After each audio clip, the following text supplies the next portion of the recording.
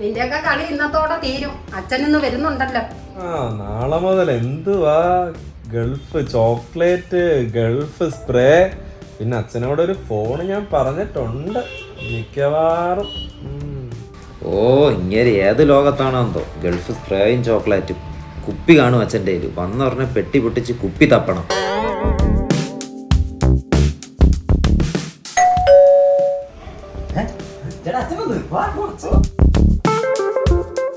അച്ഛാ എത്ര ദിവസം ലീവ്? എന്നാ തിരിച്ചു പോന്നെ? ഇനി പോകുന്നില്ല മക്കളെ. പോന്നില്ലേ? ഈ ഗ്ലാസെങ്കിലും ഒരു താത്തി വെക്കട്ടാ. ഞാൻ സമാധാനപ്പെടാ പോലെ.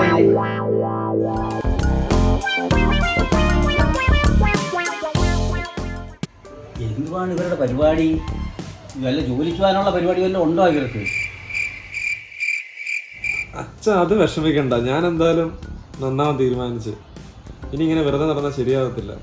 നീ കൊറേ നാളുകൊണ്ട് ഇങ്ങനെ പറയുന്നു. പുതിയ തീരുമാനം എന്താ? മൂക്കി പല്ല് വരാറായി. ഞാൻ എന്തായാലും ഒരു കല്യാണം കഴിക്കാൻ തീരുമാനിച്ചു.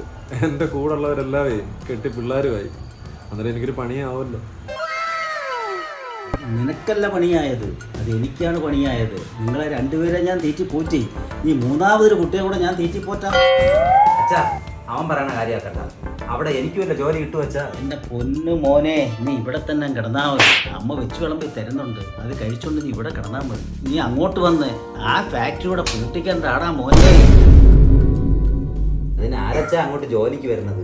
അവിടെ എങ്ങനെയെങ്കിലും എത്തിപ്പെടണം. നല്ലൊരു ഷേക്കിൻ്റെ മോളെ സെറ്റ് ചെയ്യണം, അവളെയും കെട്ടി ലൈഫ് സെറ്റ് ചെയ്യണം. വല്ല ഈന്തപ്പഴത്തിൻ്റെ കണക്ക് നോക്കി അവിടെ എങ്ങനെ ജീവിക്കണം. അത്രേ ഉള്ളൂ.